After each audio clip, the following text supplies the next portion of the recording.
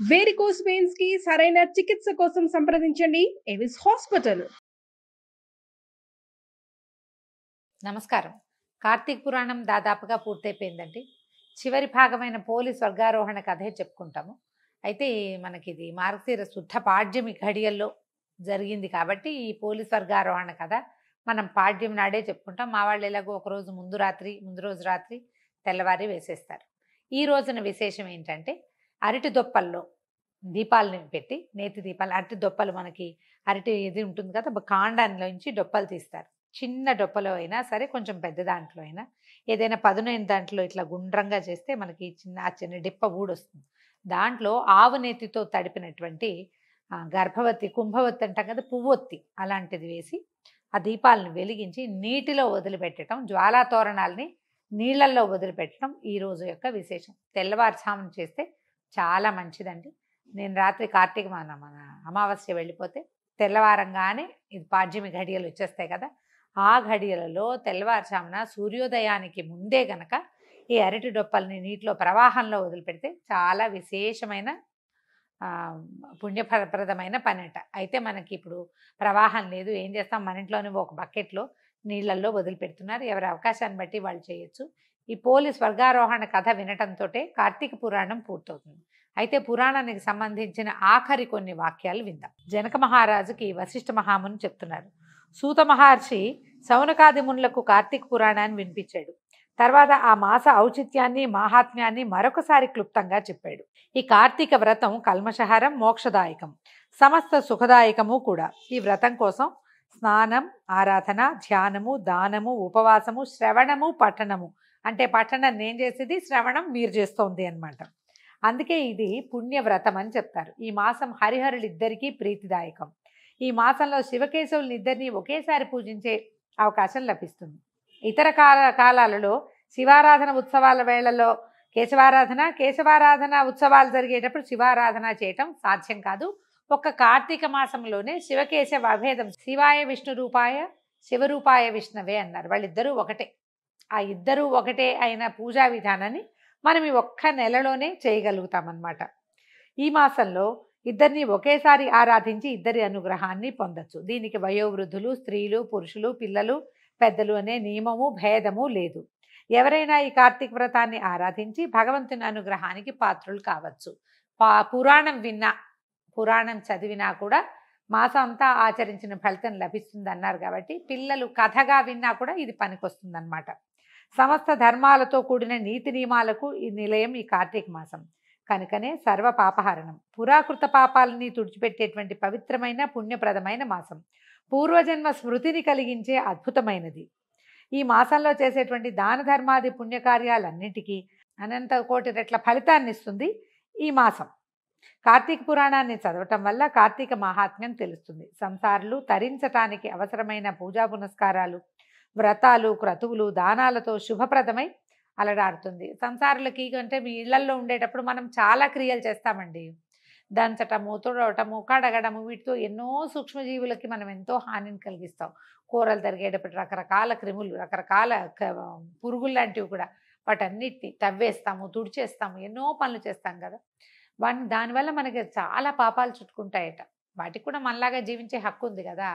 మనం చేసే ఈ పనుల వల్ల మనకు వచ్చే పాపాన్ని పోగొట్టుకోవాలంటే ఇలాంటి అనంత పుణ్య ఫలప్రదమైన కార్తీక మాసం లాంటి వ్రతాన్ని ఆచరించడమే మంచిది అని చెప్తున్నారు.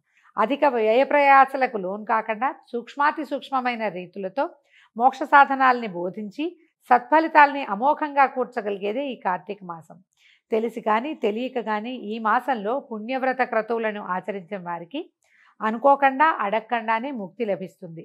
అల్పబుద్ధితో, ఈర్ష్యాద్వేషాలతో, నిర్లక్ష్యంతో వ్రతాల్ని ఆచరించే వాళ్లను దేశించేవాళ్ళు, కార్తీక వ్రత దీక్షలను చులకనగా చూసేవాళ్ళు, చేసేవాళ్ళు పడరాని కష్టాల పాలై ఇహపరాలు రెండింటికి చెడిపోయి నరకయాతల్ని అనుభవిస్తారనేది ముమ్మాటికి సత్యం. ఈ మాసం మొదలైన కార్తీక శుక్ల పాడ్యం నుంచి చన్నీటితో తలస్నానం నదిలో కానీ చెరువుల్లో కానీ చేయాలి. అలా చేయకుండా ఆహారం తీసుకోకూడదు. కనీసం ఇంట్లో స్నానం చేసేకైనా ఆహారం తీసుకోవటం మంచిది. ఆలయాల్లో స్వామి సన్నిధిలో దీపారాధనని కానీ దీపదానాన్ని కానీ చేయాలి. ఆహారమే తీసుకోకుండా కానీ ఒక పూట తిని కానీ ఉండటం, కేవలం సాయంత్రం మాత్రమే భుజిస్తూ నక్తవ్రతం చేయటం కానీ పాటించాలి. ధన కనక కన్యాదాన గోదానాదులు ఇంత అని లెక్కగట్టి చెప్పడానికి వీలైనంత ఫలితాన్ని ఇస్తాయి. అన్నదానాలు, వన సమారాధనలు, వ్రతాలు, పురాణ పఠనాలు, పురాణ శ్రవణాలు పుణ్యప్రదాలు. వృద్ధులు, పసివారు, అనారోగ్యవంతులు ఎవరైనా ఏ కారణం చేతైనా కార్తీక వ్రత నియమాల్ని పాటించలేని వాళ్ళు ఈ కార్తీక మాసంలో కనీసం ఏకాదశి నాడు కానీ, పూర్ణిమ నాడు కానీ, లేదా వాళ్ళకి వీలైన ఏదో ఒక రోజు కానీ ఈ వ్రతాన్ని అనుసరిస్తే ధన్యులవుతారు. మనసులో ఈ వ్రతాలు, దానాలు, పూజలు, నిష్టమాలు ఆచరిస్తున్నట్టుగా భక్తితో తలచుకున్నా కూడా తరిస్తారు.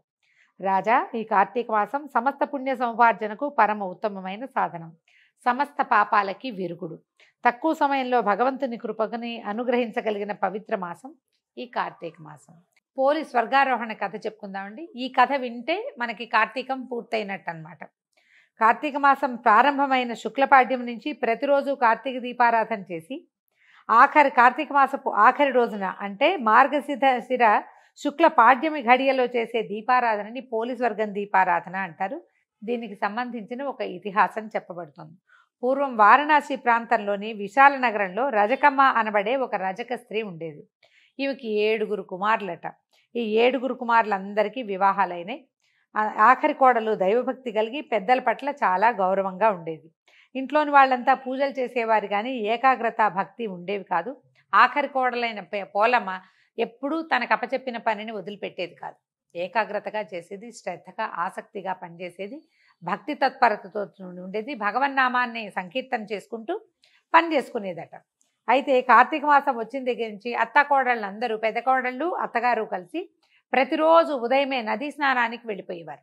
ఇంటికి కాపలా కోసము వంతులు వేసుకుంటే సరిపోయేది. ఓ రోజు నువ్వు, ఓ రోజు నేను అంటే సరిపోయేది. అలా చేయకుండా ఆఖరి కోడలు చెప్పిన పని చెప్పినట్టుగా తూచా తప్పకుండా చేసే అమ్మాయిని, అంతే కదా, మెత్తటి వాడిని చూస్తే మొత్త బుద్ధి అవుతుంది.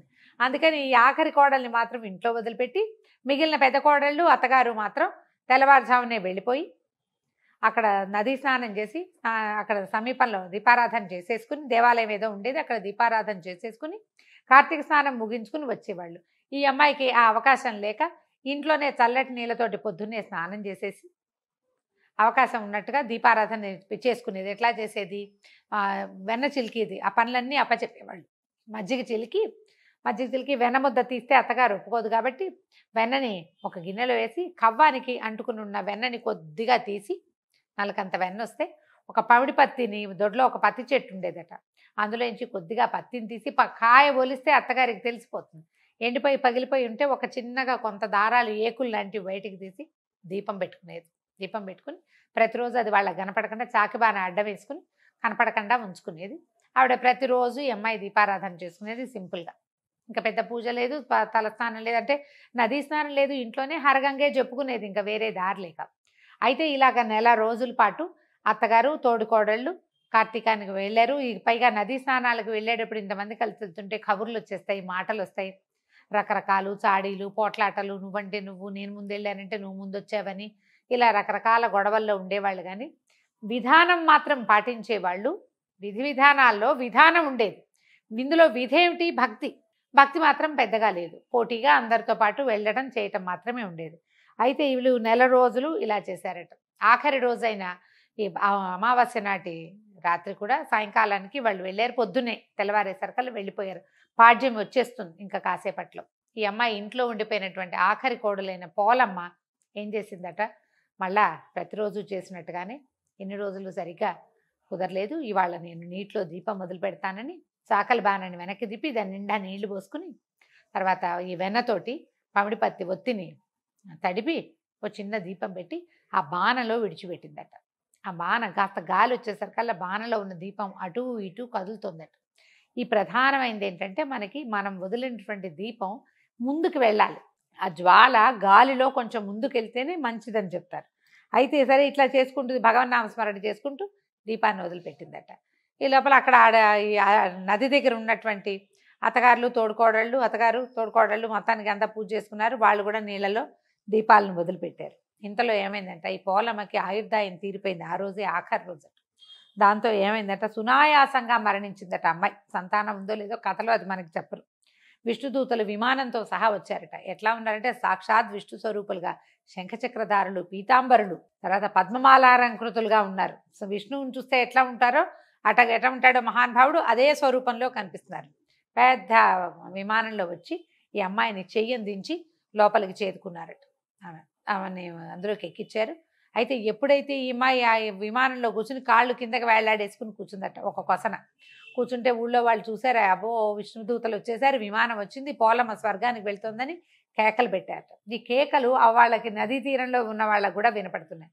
ఎప్పుడైతే పోలమ్మ స్వర్గానికి వెళ్తోంది, ఇలాగా వైకుంఠానికి వెళ్తోందని కేకలు పెట్టారు, అప్పుడు ఈ విమానం నది వైపుకి వెళ్ళేసరికల్లా అత్తగారు తోడుకోడళ్ళు పరిగెత్తుకుంటూ వచ్చి ఒకళ్ళ చేతులు ఒకళ్ళు పట్టుకుని పోలమ్మ కాళ్ళు పట్టుకున్నారు. ఆవిడ కాళ్ళు, అత్తగారి కాళ్ళు పెద్ద తోడుకోళ్ళు, ఆ పెద్దదాని కాళ్ళు రెండో దాని కాళ్ళు మూడోది చొప్పున అందరూ ఒకళ్ళ కాళ్ళు ఒకళ్ళు పట్టుకుని మాకు కూడా స్వర్గారోహణ కావాల్సిందే, మేము ఈ కార్తీకం చేశాం కదా, ఎన్ని రోజులు, నెల రోజులు చేశాం అని చెప్పి కేకలు పెడుతూ పట్టుకున్నారట. పట్టుకుంటే విష్ణుదూతలు చెప్పారట వాళ్ళిద్దరు, సుశీలుడు సుజనుడు అలాంటి 2 పేర్లు చెప్తారు.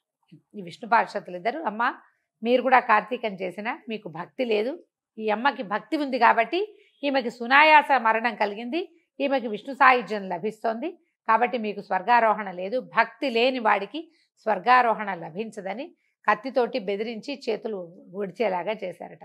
అత్తగారు తోడుకోడళ్ళు అందరూ నదీ తీరంలో అడదిడ్డంగా కింద పడిపోయారు.